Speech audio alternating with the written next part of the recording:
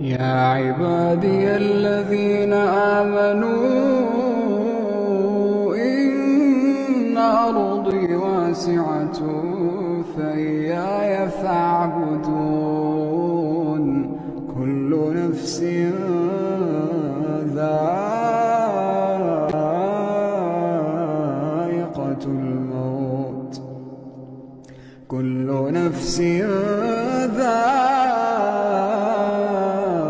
ذائقة الموت ثم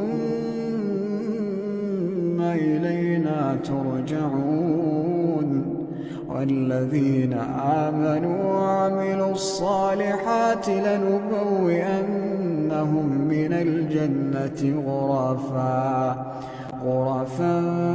تجري من تحتها الأنهار خالدين فيها نعم أجر العاملين.